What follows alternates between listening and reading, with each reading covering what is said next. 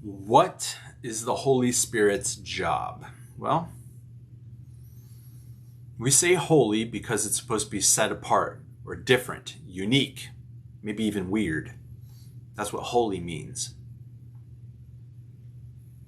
Spirit, well, we get the word spirit from the same place where we also get the word respiration, you breathe, where we also get expire, the breath has left you, inspire, breath comes into you. So actually, spirit has a lot to do with breath and wind even. The Hebrew word for spirit is ruach. I really like that one. Now, it can mean a strong wind. It can even mean a violent wind. And not only that, but ruach can also mean wide open spaces. Because where else do strong winds happen but in wide open plains and fields, right? Winds can sweep across them. It doesn't quite happen the same way in crowded cities. Not in the same way. Well, the Holy Spirit comes and goes where it wants. It is the breath of God and often is shown as a dove in the Bible, symbolically, from the book of Genesis and even in the early chapters of the Gospels. The Holy Spirit exists for one main task, and I'm going to say it's renew. Now, we say that Jesus is a reconciler, so Jesus likes to take things that are broken and to put them back together, and then that's the process of putting things together. The Holy Spirit, though, has the job of taking that thing and making it fully complete, I guess you could say. The Holy Spirit exists to renew things, to recreate things, but not only renew as in R-E-N-E-W, but to renew or to reknow, R-E-K-N-O-W, to reknow things. So actually the Holy Spirit comes along to remind us of teachings and of things that we've heard, lessons that we've gotten, insights that we've gained. The Holy Spirit actually exists to renew us, sometimes by helping us remember the teachings that we've gotten.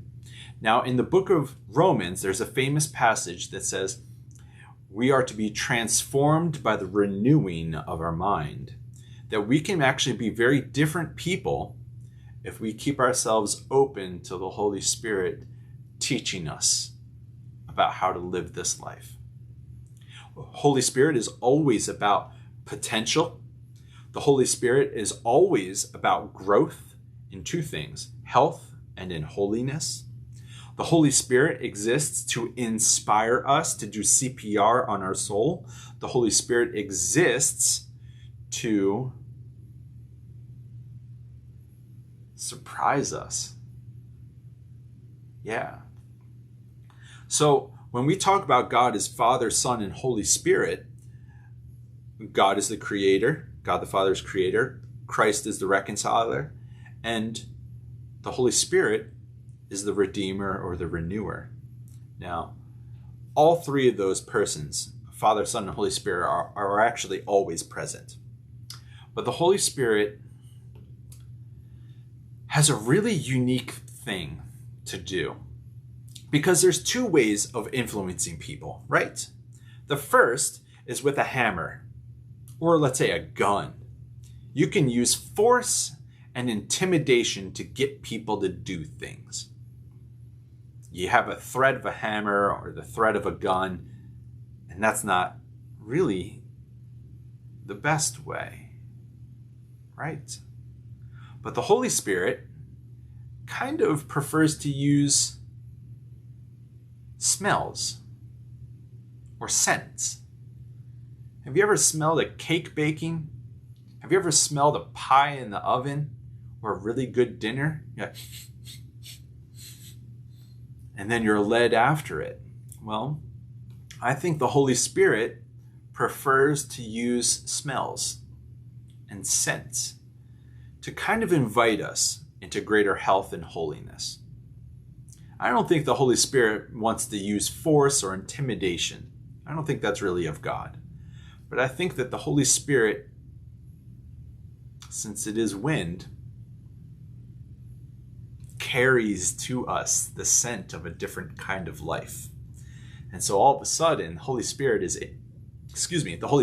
interesting because it carries to us the scent or the hint that a different kind of life is possible for us. And then we're led along after the breath or the wind of God, the Ruach, into a wide open kind of life where there's lots of potential and where there can always be further growth into health and holiness.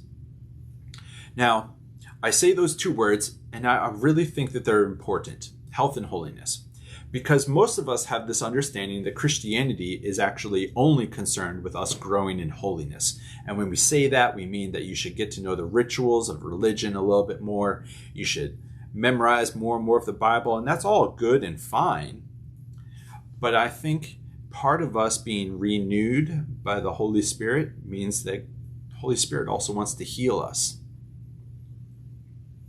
And so we can always realize that the smell, the scent, or the hint of a healthier life where we give up certain addictions or we give up certain habits, that idea comes to us from the Holy Spirit. Not just the idea that, hey, maybe I should pay attention in church more, but also, hey, maybe I should pay attention to my own self because my body is a church. My body is a temple, just like the church is. And so Holy Spirit has got a number of tasks to do. Like I said before, the Holy Spirit exists to renew. And some people would even use this big fancy word, regenerate, which means to revive, to make us alive again, to take where we were cut down and made less than. It's the Holy Spirit's job to help us grow that part of us back again, to be invited into greater health and holiness. But the Holy Spirit is kind of everywhere. And so don't fall into the mistake of thinking Holy Spirit only exists in church buildings or even only in pastors. The Holy Spirit is actually present in more ways than we want to realize.